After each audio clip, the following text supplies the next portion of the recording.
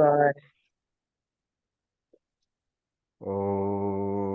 Sadashivasamrambham Shankaracharya Asmadacharyaparyantam Vande Paramparam Om Sahana Bhavatu Sahana Bhunaktu Saha Viryam Karavavahai Tejasvinavadhitamastu ma Vidvishavahai Om Shanti Shanti Shanti. Okay, so we have completed the 7th verse, so we'll be on the 8th verse now. Please unmute yourself. 10th chapter, 8th verse. Shri Bhagavan Shri Bhagavan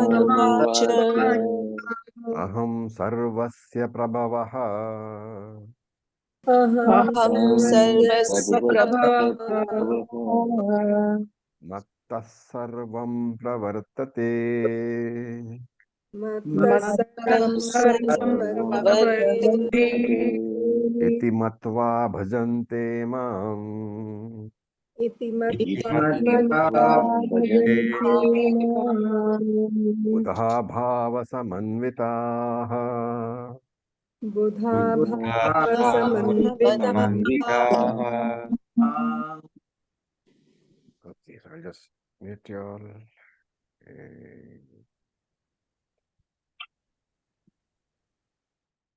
Okay. Aham sarvasya prabhavaha. I am the source, the origin of everything. Mattaha sarvam pravartate. Everything originates from me alone. Buddhaha iti matva. The wise people, knowing this, knowing what? Aham prabhava sarvasya mattaha sarvam pravartate. Having known this, the wise people, bhajante mam, they worship me, bhava sama anvitaha, who are endowed with complete devotion. So if you remember the previous verse, what did they say? They said, avikampena yogena, unshaking yoga the person is blessed with. So the idea is, what does avikampena yogena mean? Literally it means unshakable yoga. Okay. But unshakable yoga is not a very clear term. So Krishna clarifies over here what sort of blessing is meant by avikampena yoga. So he says that basically this avikampena yoga, unshakable yoga, literally means unshakable jnanam only. It is only buddhi yoga. And then Krishna talks about aneka rupa ishvara bhaktaha, the persons who are in the second level. The first level is ekarupa ishvara bhaktaha. And once you have understood that your Ishtadevata and somebody else's Ishtadevata really belong to the same category, then you are ready to go to the second level, which is Aneka Rupa Ishvara, also known as Virat Ishvara. What is the advantage of having come to the second stage, of having come to worship Vishwarupa Ishvara? Everything you have to view as Ishvara only. And therefore, the great advantage is that your Raga Dvesha is being addressed. Because my Raga Dvesha is what? It belongs to me because I have certain likes and dislikes. I have classified some parts of the world as favorable to me and some parts of the world as unfavorable to me. Some things, some people I like, some people I don't like. But when I have come to Vishwarupa Ishvara, for me the entire creation is Vishwarupa only. The whole creation, Vishwarupa, is Ishvara only. And therefore I have understood that entire universe is nothing but the manifestation of the Lord alone. And the question is, how can I say that I dislike one part of Ishvara and I don't like another part of Ishvara and I like a third part of Ishvara, right? And therefore, to me, the vision is now that everything is divine alone. And therefore, everything I welcome. For me, I like everything. Because of this attitude that agate swantam kuryat, whatever comes, I welcome. Gachantam na nivarayet, whatever goes, I have no resistance. Because of this attitude, the tensions in my life become less. And this is what Krishna is pointing out. Aham sarvasya prabhavaha. Okay. So Shankara says, this aham, what is this aham? This aham is nothing but Param Brahma Vasudevaha. Where does he pick up this Vasudeva from?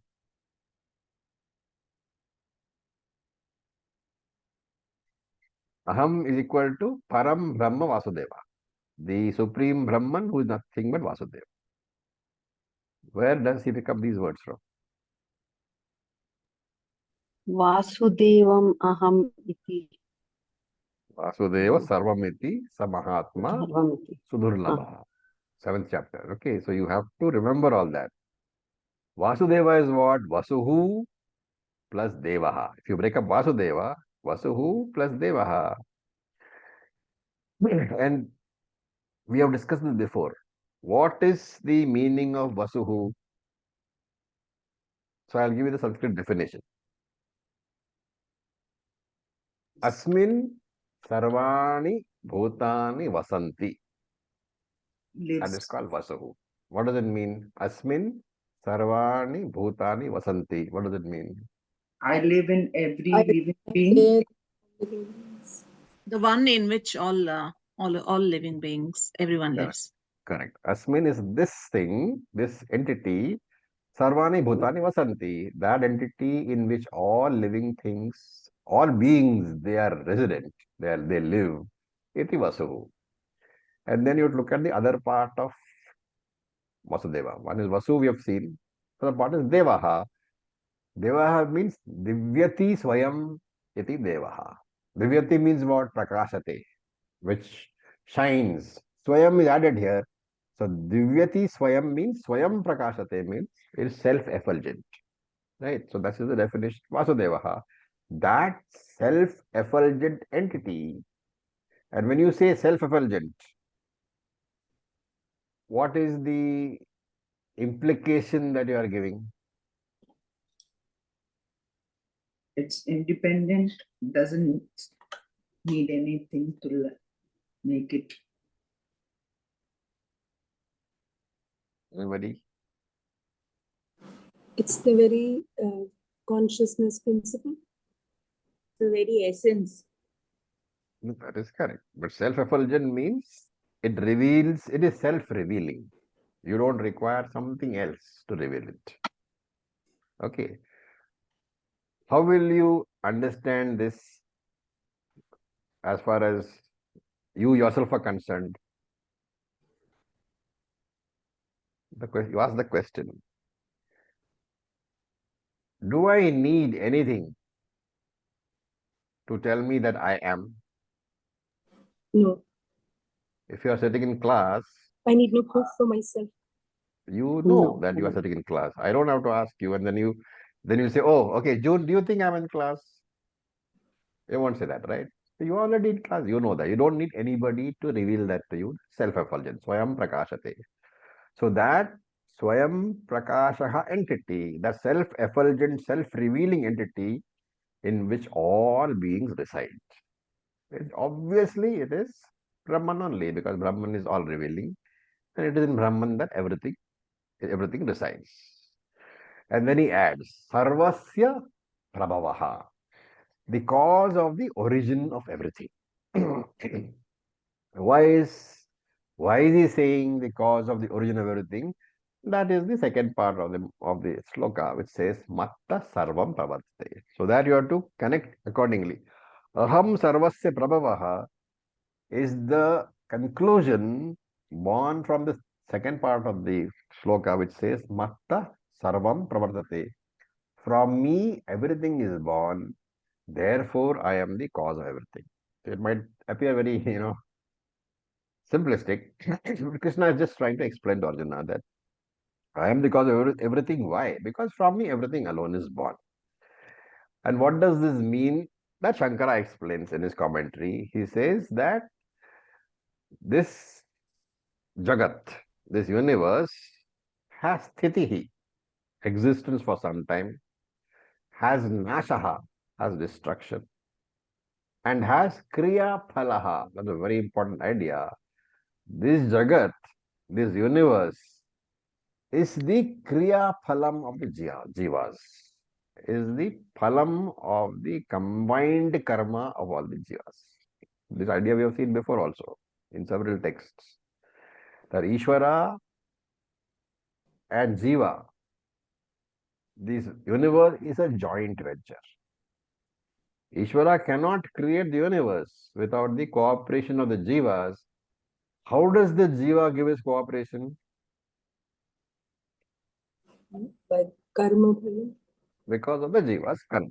Right? Therefore, here Shankara's explanation is very nice. It says Sthiti Nasha Kriya Phalaha.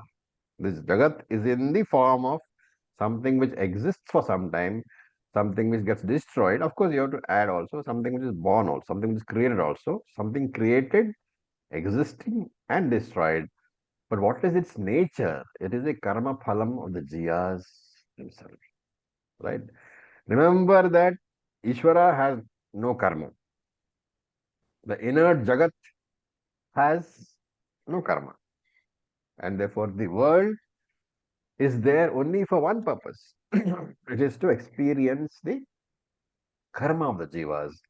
And therefore your karma is very important as a joint factor in the creation of the universe. And then he says, Matta Sarvam Pravartate. All this happens because of me alone. Iti Matva. Understanding in this manner. Understanding that everything is ultimately arising from the Lord alone. And Lord alone creates the universe because it is a karma phalam. So basically, you are accepting Ishvara as central to your life. What do you do after that? Mam bhajante, he worships me.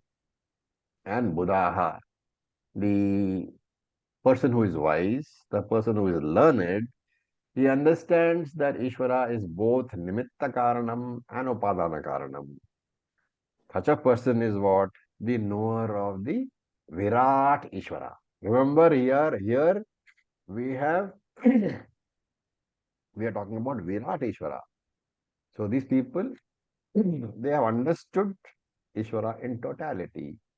They understood Ishvara as Nirguna Brahman, which is the Vivarta Upadana Karanam of the entire universe. Vivarta Upadana Karanam means non-changing material cause. It appears to change, but really doesn't change. Right? And they also know Brahma Satyam Jagat Mithya. Okay. So here, if you look at the Shankaracharya's expression, Brahma Satyam Jagat Mithya, Jivo Brahmaiva na Paraha, this devotee referred to in this 10th chapter, he is a devotee, which means there is a Ishvara which is worshipping. That Ishvara he knows is Nirguna Brahman. He also knows that Nirguna Brahman is appearing as the entire universe as Saguna Ishvara. So Brahma Satyam Jagat Mithya he understands. What does he not understand? Jivo brahmaiva na para. Jivo Brahmaiva na paraha.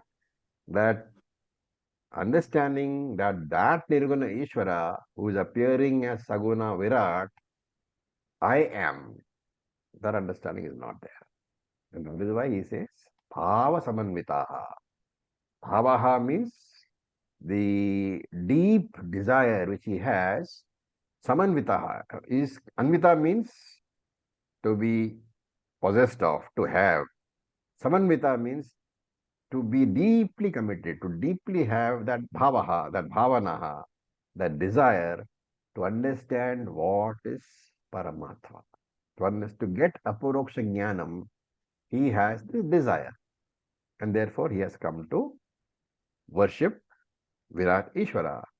He has come from Ekarupa Brahman to Anekarupa Brahman. And finally he will go to Arupa Brahman. So that is said here. Sorry. And we'll get verse number 9 now. We will chant. Macchitta madgata pranaha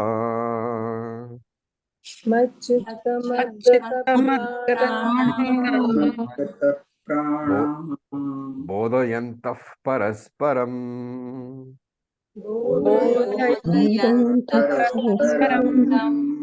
kathayantascha mam nityam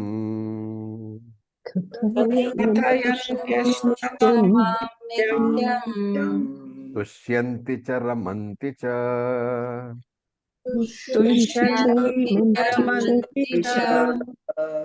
So let's look at the word meanings. Macchittaha, mat chittaha, fixing the mind upon me. Mattaha is me, chittaha is the mind, fixing the mind upon me.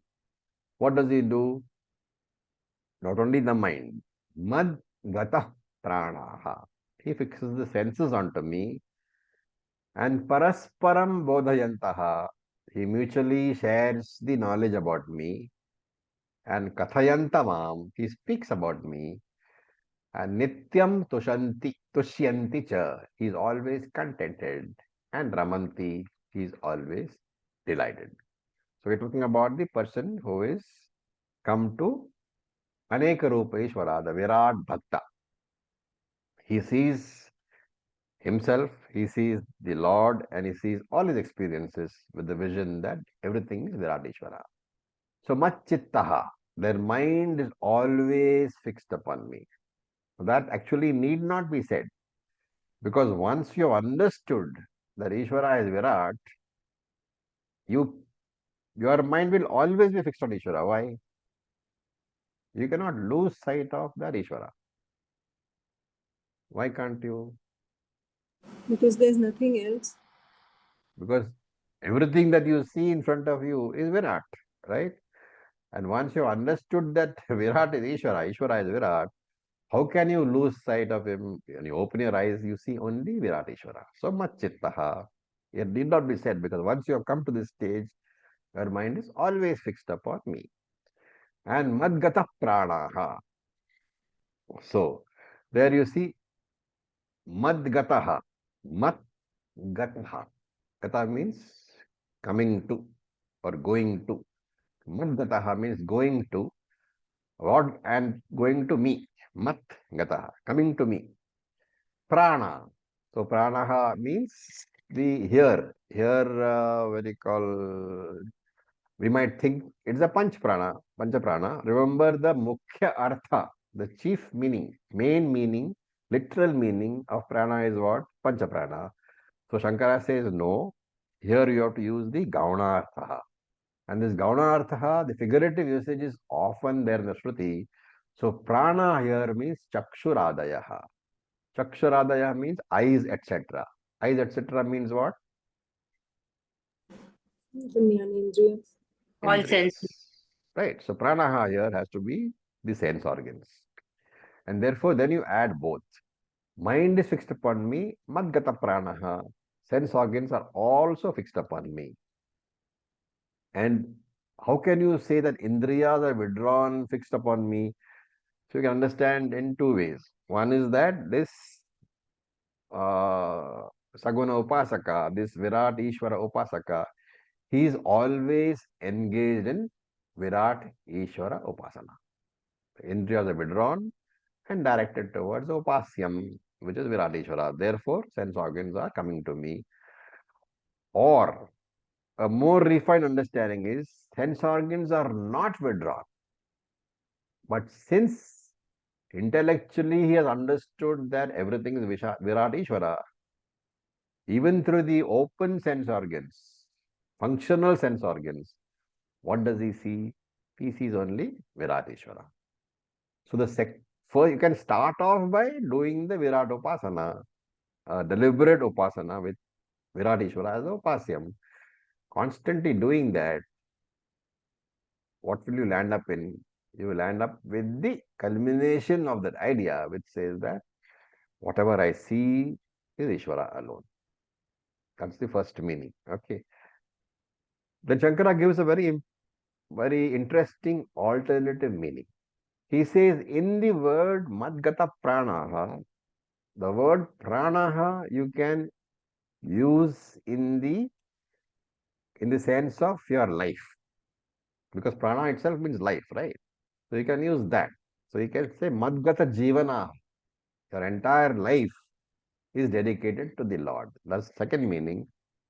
So for this Vishwarupa Virata Bhaktaha, what happens? Ishvara is the sadhana as well as the sadhya. The very upasana itself is Ishvara. The upasyam devata is also Ishvara.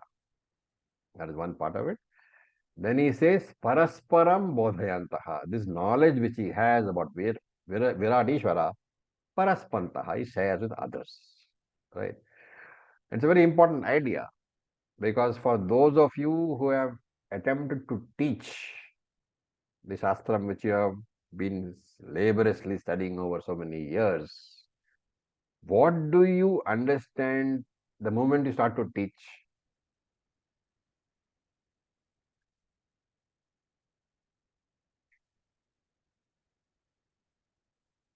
It helps better in Nidhi Dhyasnam also, self Nidhi Dhyasnam also. That, of course. So teaching is Nidhi-Dhyasnam, there's no doubt about it. But teaching has a very important role to play in learning. We all think that teaching means we have learnt. But by using the word Tells you what parasparam you don't bodhayanta, know. It tells you a lot about what you don't know. absolutely. It enables you to discover the limitations in your understanding. Because your students will ask you questions that has never occurred to you. And therefore you are forced to go deeper into the subject.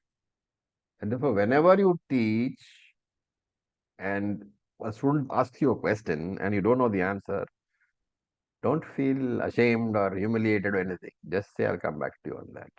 And go back, think about it. If you can't find out, ask your own teachers, then go back. So it's a very important idea. Then parasparam kathayanta mam. And here also kathayanta means talking, right? So remember that the bodhayantaha is teaching.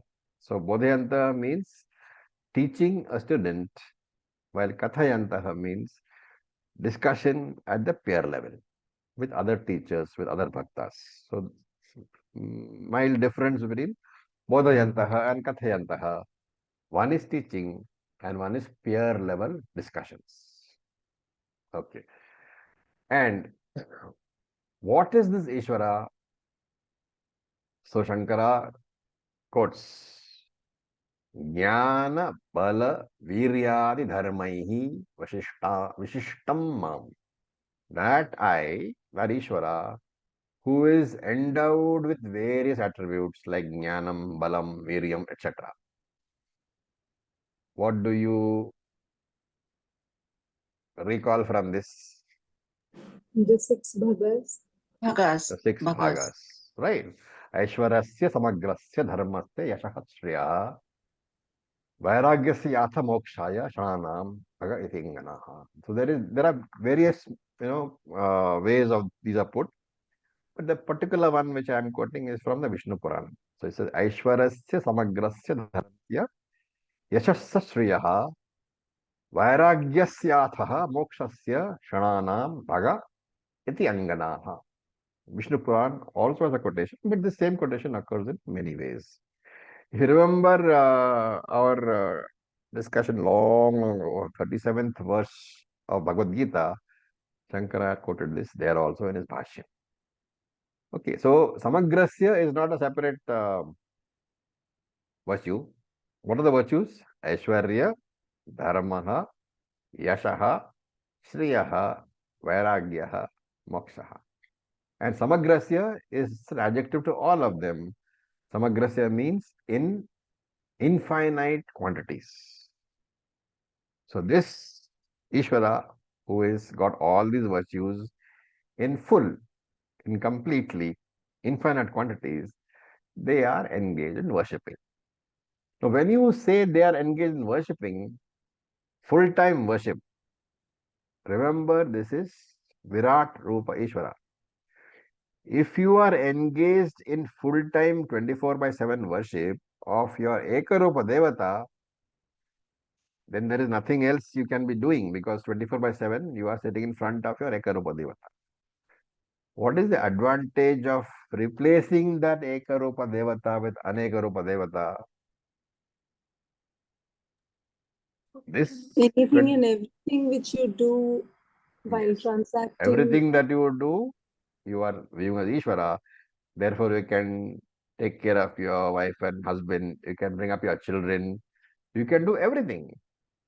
But you are doing it with the idea that everything is an offering to Vishwarupa Ishvara. Right? So your husband is Vishwarupa Ishvara.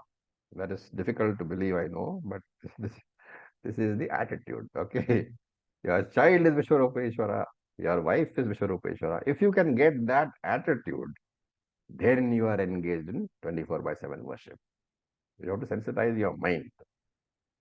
What is the advantage of all that? Nityam tushyanti cha ramanti cha. So tushyanti means he is happy to talk about Ishvara all the time. In the very appreciation of Ishvara, he is happy. And therefore it means that the main source of his happiness is this tushyanti, appreciation of Ishvara. He is content. He does not relate his contentment to material success or material failure, either in his family life or in his business life or whatever. And so the two words are used, Ramanti and Tushyanti. Tushyanti is referring to content by himself. So with reference to himself, he is content. Ramanti is with reference to an external object, that is other people. Therefore, he is happy by whenever he is in the company of other people, also he is happy. That is Ramanti. Whenever he is alone, also he is happy. That is Tushyant. This is the, and what is the kind of happiness that he gets? Shankara says, Priya Sangatyeva, as if you are meeting the person you love. What kind of happiness do you get? That kind of happiness this person has when he is by himself or when he is with others also. Very nicely explained. Okay. Any questions? Acharya ji, it's a Fine. very funny question. So this Vishwarupa Bhakta knows himself as different from. Correct. He has not rest of- understood the Aikyam as yet. Okay. That is why he is a Bhakta. That is why there is Upasana. Remember when that is the main difference between Upasana and Jnana. The moment you say Upasana, you got a Upasya Devata. When Yes. Jnanam, there is no Upasyam at all. Yes. Yeah. Got it. Thank you. Okay. But Now we'll. Acharya ji, we talk Raji. about Param Bhakta. In that case, the Jnani who knows himself as Ishvara at the same time, that Jnani uh, is called Parabhakta. So are they not contradicting? No. That is why Krishna says there in that 7th chapter that the highest form of bhakti is Jnanam only. If you are saying a Param Bhakta, you are automatically a Jnani. You cannot have Param Bhakti unless you are a Jnani. Only one who understands that I am Ishvara, he has got the supreme devotion. I don't know if you remember a discussion we had many years ago in chapter 2. You Mhm. can you can very truthfully say that I love myself the most. Yes, I remember. Remember? So if you are going to say that I love Ishvara the most, both statements can be true only when you and Ishvara are the same. Mhm. That is why Param Bhakti. Okay. Let us go to verse number 10. Ye tesham satatayuktanam Sataयुक्तानां jatam pritipurvakam भजतां प्रीतिपूर्वकं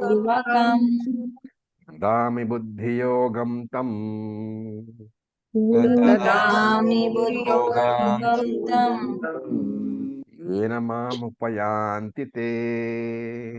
उपयान्ति ते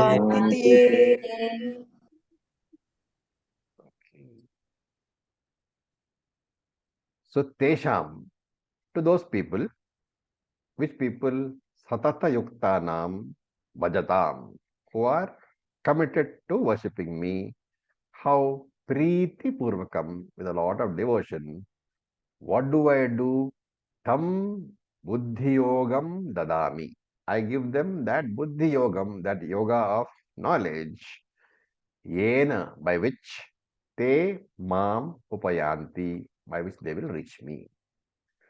So satata yuktanam, the person who is always committed to me, which means that he never forgets the very fundamental relationship that he has with me, which means the Virat Bhakta is the person who has understood that he is, let's say, the wave and the Lord is the ocean, or that he is the necklace and the Lord is the gold. That is one understanding. And he has also understood that all other living beings are also like ornaments. If he is the ornament, the Lord is the substratum, the gold. He has understood that. But he's also understood that all other beings are also ornaments. So remember that in this life you have had many, many relationships, all with human beings, some with animals also. They are all sacred relationships. All relationships are sacred. In the previous life also, you have had many, many relationships. Completely different set of people. You are a completely different body also. Right? So in every life that you have lived, you have had different bodies. And you have had, because of those different physical bodies, you have had different relationships with different people, with different beings. But across all these births, all these lives, there is one relationship which has never changed. And that is your relationship with the Lord. So while all relationships are sacred, we also say that relationships are very sacred. They give a lot of joy. But even the most sacred of all human relationships, which is mother-child maybe, even that lasts only for one life. But your relationship with Ishvara, it lasts how long?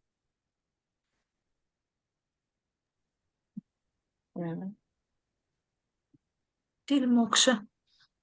I mean, with Moksha. Very good. So I'm afraid somebody would say it lasts forever. It doesn't. But it lasts across all lifetimes until you get moksha. It is a very long lasting relationships. And what does Satata Yuktana mean? Shankara says, turning away from all external desires, which means complete vairagyam, which means sadhana chatushtaya sampannaha. So committed to me firmly, Shankara says, has to be understood as sadhana chatushtaya sampannaha. And what does such a person do? The one who is a adhikari, what does he do? Bhajatam. He continues with the puja, preeti purvakam, with love for God. Okay, this is ananya bhakti, that bhakti in which there is nobody else but the Lord. And how do we strengthen that bhakti?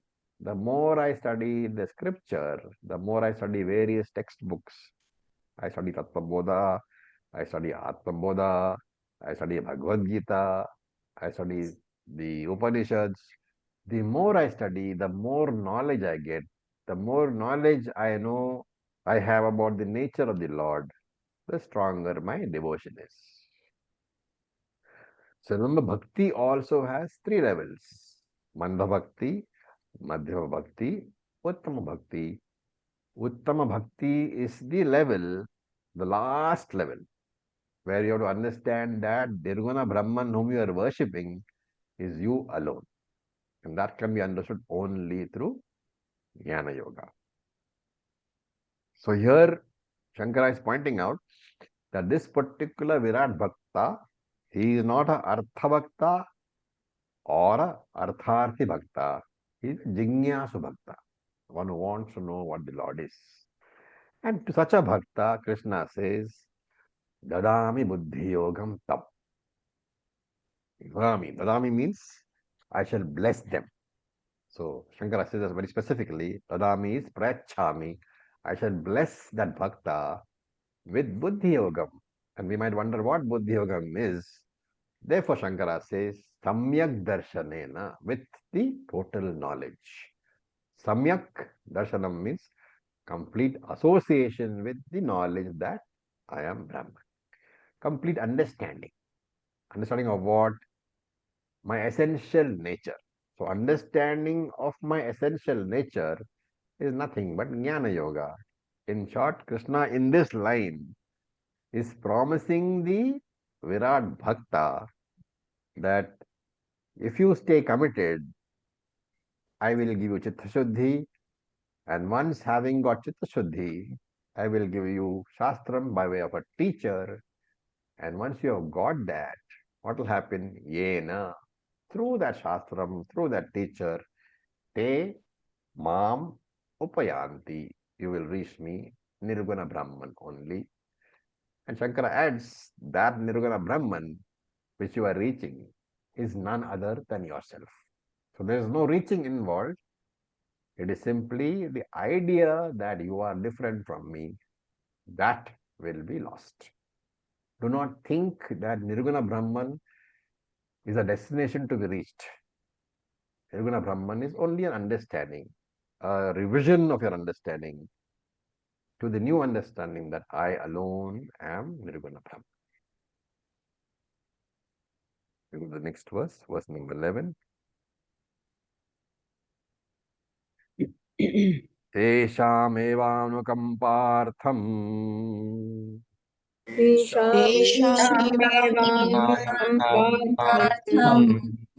अहमज्ञानजं तमः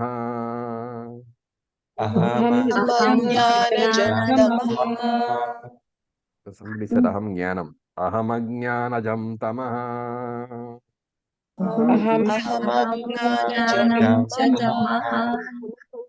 Ashayam yatma bhavasthaha.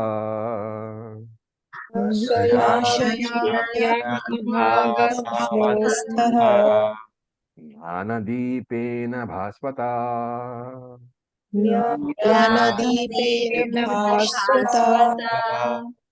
So tesham, for those people, for those Virat Bhaktas, anukampartham eva. Anukama is compassion.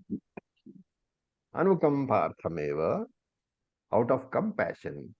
What shall I do? Aham atma bhavasthaha. A very interesting line. Atma bhavastaha. I, Ishvara, aham, atma bhavaha, in their intellect, sthaha, remaining. I, Ishvara, will remain in their intellect. And what will I do? tamaha nashayami. I will destroy the darkness, which is in the intellect. How did the darkness come? Ajnana jama. Ajnana jam. The darkness was born out of ajnanam. The darkness is there in the intellect, and I will remain in that intellect and I will destroy the darkness. How? Bhasvata jnana deepena, by shining the torch or the lamp of knowledge. So Krishna is saying that in this Virat Upasaka, once sadhana chatushtayam has been completely established, I will light the lamp of jnanam in his mind. So jnanam is here compared to a lamp. Jnana deepena. By the lamp of knowledge, I will remove the ajnana tamaha, the darkness of ignorance. Now, remember that whenever you compare two things, there has to be a basis for the comparison. There have to be some common features.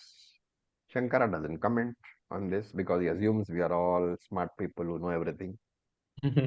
But so we look at Kudartha Deepika, which is a commentary by Madhusudana Saraswati. So he gives the following reason. He says, knowledge removes darkness of ignorance. A lamp removes darkness. What are both? What is darkness of ignorance and normal darkness? What is the function? A darkness conceals some object. The darkness of ignorance also conceals knowledge. And therefore, both knowledge and uh, knowledge and the lamp, both are removers of something which conceals an object. Darkness conceals all the objects which are enclosed by the darkness, and darkness of ignorance conceals your atma knowledge. And therefore, knowledge removes that. So both are removers of that which conceals an object. That is one common factor. The other common factor is that both the lamp and knowledge are self-illumining. They don't require anything else to reveal themselves. They are Swayam Prakashaha. Lamp reveals every other thing, but the lamp does not require anything to reveal the lamp. Similarly, knowledge also is self-revealing. And the third common factor which he gives, once the lamp is lit, the flame does not depend upon any factor to dispel the darkness. But for lighting the lamp, you have to have the wick, you have to have the oil, you have to have the holder of the oil, you have to have a matchbox, the wick has to be dipped in the flame, dipped in the oil. So many factors are required for the flame to rise. But once having risen, the flame doesn't depend upon any other factor for revealing or dispelling the darkness. Similarly, he says, for knowledge to arise, several factors are required. Chitta Shuddhi, Chitta Ekagrata, Shastra Pramanam, Acharya, all these are required. But once these factors have done their job and Jnanam arises, no other factors required to remove Ajnanam. And therefore, Tesham Eva. For those Vishwarupa Ishwara Bhaktas, and Shankara says, the Lord thinks that I can give or I can bring these people to moksha. Now, why does the Lord think so? Because of Anukampartham, his compassion for them. And he says, I will destroy the Ajnanam. Remember, Ajnanam here is Mula Avidya. And what is born from Mula Avidya? Adhyasa is born. So, Mithya Pratyaya, the misconceptions, the wrong thinking in the form of I am Karta, I am Bhokta, I am Pramata. All this is what is meant by Ajnanajam Tamaha, that which is born out of Mula Vidya. So he will destroy what is born of Mula Vidya. He will destroy the idea that I am Aham Karta, and I am Bhokta, I am Pramata. He will destroy all these ideas. How the product can be destroyed only if the Karanam is destroyed. The Karyam can be destroyed only if the Karanam can be destroyed. So he will destroy the Ajnanam. No separate destruction of the products is necessary. Right? So Atma Bhavastaha uses the word. Here the word Bhavaha, Shankara says, is equal to Antakarana. Okay. Now in this Antakarana, what happens? So Shankara uses a very nice word. Antakarana Ashayaha. That which is there in the Antakarana. He doesn't say anything more. So you have Krishna saying something, you have Shankaracharya who comments that Bhavaha means that which is there in the mind. And Shankara doesn't explain more. So we go to Anandagiri, sub-commentator, who says, what is there in that mind? Aham Brahmasmi. Vritti is there. The thought that I am Brahman, that vritti is there. How does this vritti come? When I study the scriptures. So Atma Bhavaha, the final meaning is the Aham Brahmasmi vritti and Sthaha, that Aham Brahmasmi vritti which is there in your mind, in that vritti, you will find the Lord. You will find me, the Lord. So you have to get back to Tattva. Vritti is inert or conscious? Inert. Inert. Inert. Inert. It is a RM, right? But when the OC becomes associated with the RM, it becomes the RC. And in that RC, this vritti, aham brahmasmi asmi, is produced. So Krishna is saying to such a devotee, I will provide a teacher who will teach the Shastram. And there is only one method of teaching, consistent, systematic teaching over a long period of time. So any knowledge, comes only by consistent teaching. And by consistent teaching, one means the teacher should teach regularly. The student should listen regularly. And then what happens? Bhasvata jnana deepena, by the light of that thought, or the vritti that I am Brahman, aham Brahma asmi, by the light of that vritti, I will destroy the adhyasa. And Shankara gives, in his commentary, Shankara gives a nice comparison of the knowledge and the flame, the light of the flame, that lamp, right? So he says, in the lamp, a protected enclosure is required, right? The glass is required to prevent the wind from disturbing the flame. What is the enclosure in the case of knowledge? We have done this in 6th chapter. Asana. Now, Yatha Jnana. There was a limp, anybody? deep Acharya ji, Vairagya. Vairagya. Very good question. So the enclosure for Jnanam is Vairagyam. If you don't remember, go back to 6th chapter. He says very clearly that Vairagyam is required. Then Shankara gives a little bit more comparison. In the lamp, there's a holder for the oil.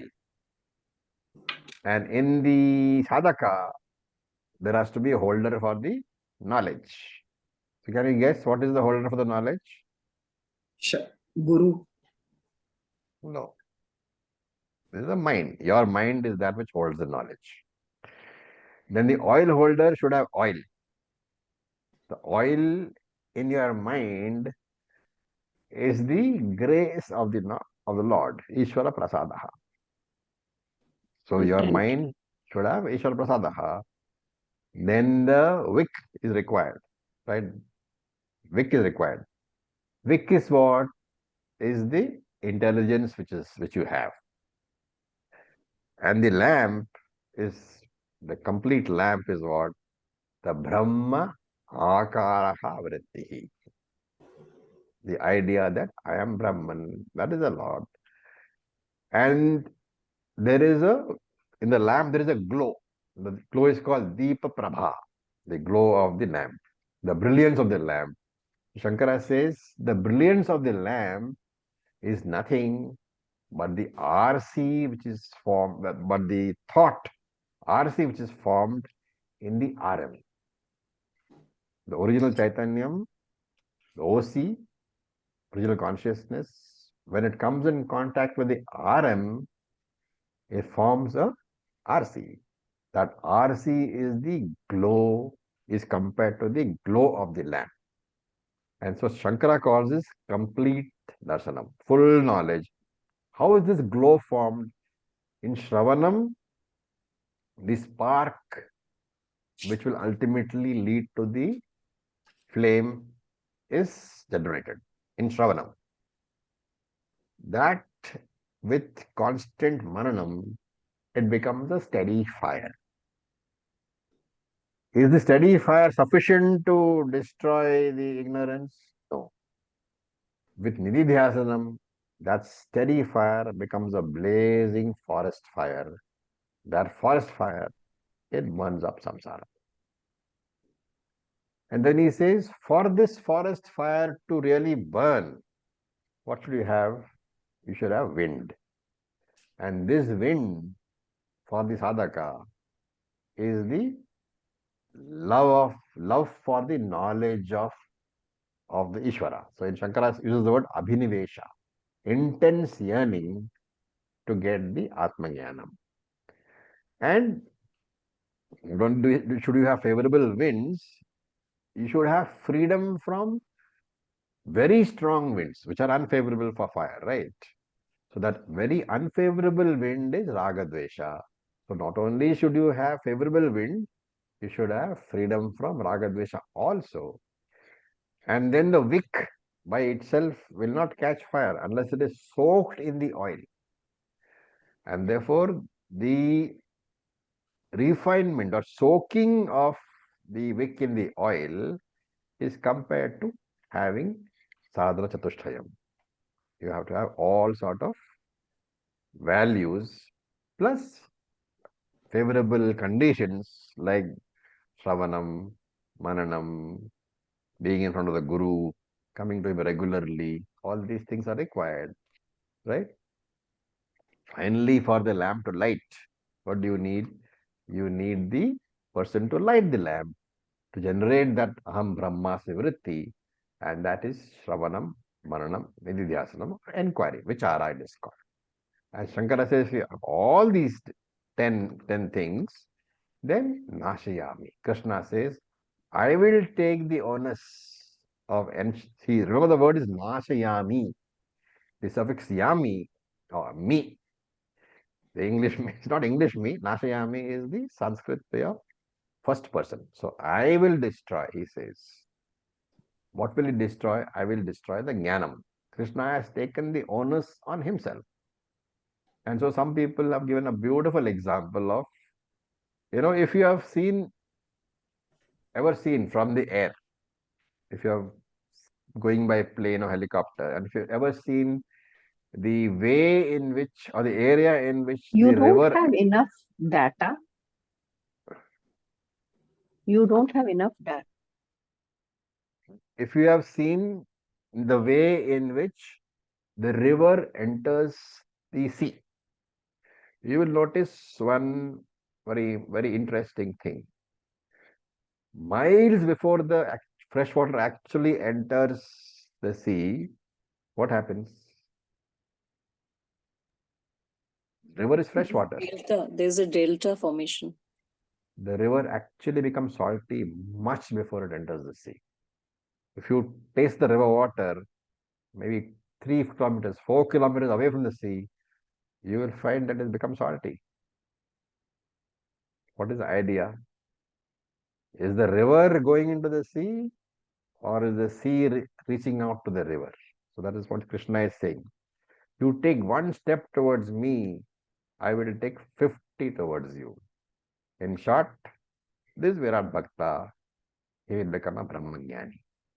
And once he becomes a Brahmagyani, there is no question of return anywhere else. He remains as a Jnani. So with this, we'll stop. Any questions?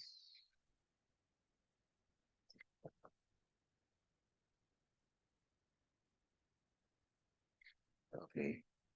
I will leave it. Acharya, Yes, please. Acharya, just a small thing, like in this last sentence, when we say that Krishna is saying that we take one step and he becomes closer, but how to look at it as a jnani, or how to look at it in detail? Like when we take this step in assimilating completely that I am Brahman, Yes. then what? There is no river and there is no sea. yes, You thought you were the river going towards the sea. You thought the sea was reaching out to you, but now you know that there never was a river at all. yes. So that is the 50 steps. No, you can't see. One is the effort, one is the destination. Without the effort, there is no destination. Once you have reached the destination, the effort has merged. There's nothing more is required.